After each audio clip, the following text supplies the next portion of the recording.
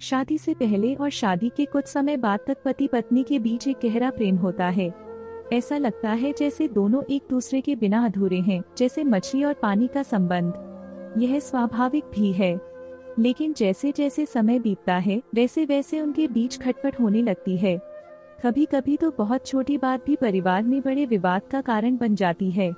यह कहानी एक ऐसी ही सच्ची घटना को दर्शाती है। एक रात जब ट्रेन के एक डिब्बे में यात्री कम थे और ठंडी हवाएं चल रही थी, एक खूबसूरत नवयुवती मेरे सामने वाली सीट पर आकर बैठ गई। वह करीब 25 साल की लग रही थी और उसने केवल एक साड़ी पहनी हुई थी। उसके हाथ में एक छोटा सा झोला था। मैं अपनी सीट पर अकेला बैठा था और वह भी अकेली थी। उसके आने के बाद मैंने देखा कि वह बार बार इधर उधर देख रही थी, लेकिन सामने होने के कारण हमारी नजरें कई बार मिल जाती थीं। मैं मन ही मन सोचने लगा कि आखिर यह महिला इतनी रात में इस सुनसान स्टेशन से अकेले सफर कर रही है और इतने कम कपड़ों में ठंड को कैसे झेल रही है।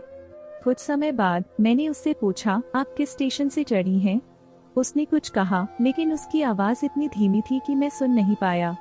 मैंने दोबारा पूछना ठीक नहीं समझा और चुप हो गया। कुछ देर बाद मैंने फिर से पूछा, आप कहाँ जा रही हैं? इस बार उसने थोड़ा स्पष्ट कहा, फरीदाबाद। मैंने कहा, मैं भी फरीदाबाद जा रहा हूँ। इस प्रकार हमारी बातचीत का सिलसिला शुरू हुआ। रात के 10 बज चुके थे और ठंड और बढ़ रही थी। मैंने अपने बैग से कंबल निकाला और ओढ़कर लेटने लगा, लेकिन उसे साड़ी में ठिठुरते हुए देख मैंने कंबल ओढ़ने का विचार छोड़ दिया और उसे कंबल देते हुए कहा, लीजिए, इसे ओढ़ लीजिए। उसने धन्यवाद कहते हुए कंबल थाम लिया। कुछ देर बाद मैंने उससे पूछा, आपके पति क्या करते हैं? उसने बताया कि उसके पति एक क्लर्क हैं। फिर मैंने पूछा, क्या आपके पति आपको इस तरह अकेले जाने देते हैं? उसने जवाब दिया, नहीं, मैं अपनी मर्जी से जा रही हूँ। मैंने अनुमान लगाते हुए कहा, तो क्या आप लोगों में खटपट हुई है और आप मायके जा रही हैं? उसने जवाब दिया, मेरा मायका गांव में है, लेकिन अब वहाँ कोई नहीं है। मेरे माता पिता अब इस दुनिया में नहीं है।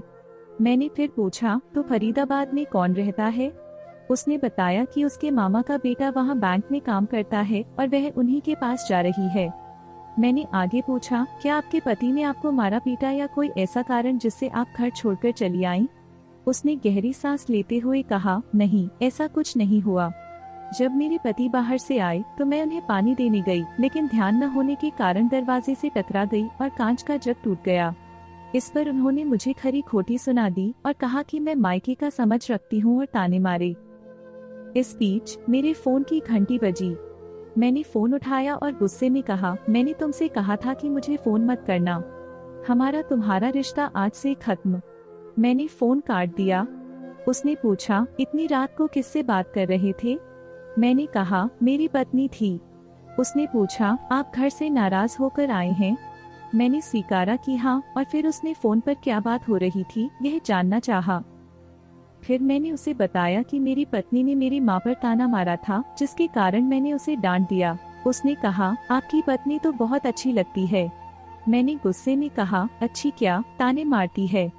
उसने कहा, क्या आप उसे छोड़ देंगे?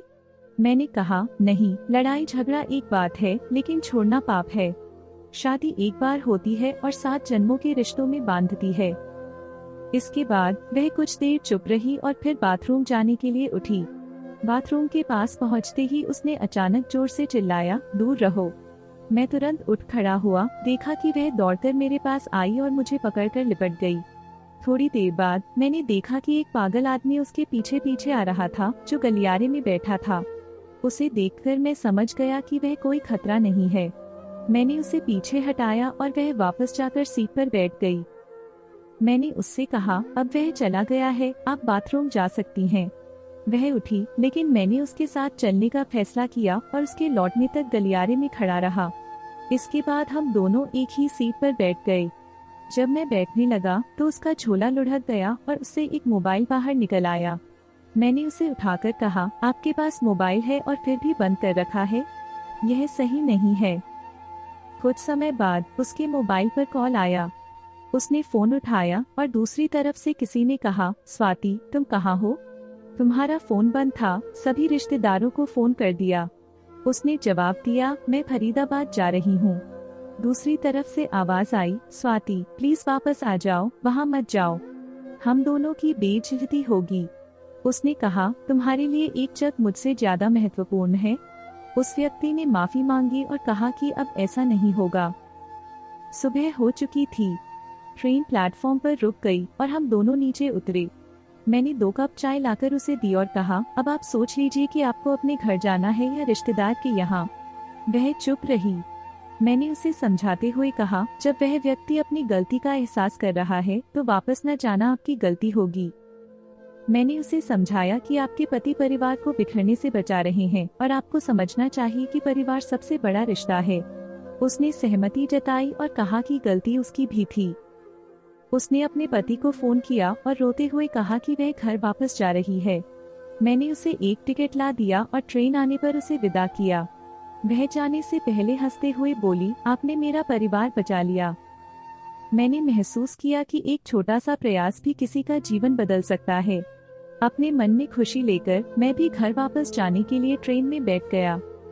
आपको ये कहानी कैसी लगी हमें कमेंट करके जरूर बताएं और आपकी प्यारी चैनल पारिवारिक स्टोरी को सब्सक्राइब अवश्य कीजिए। धन्यवाद।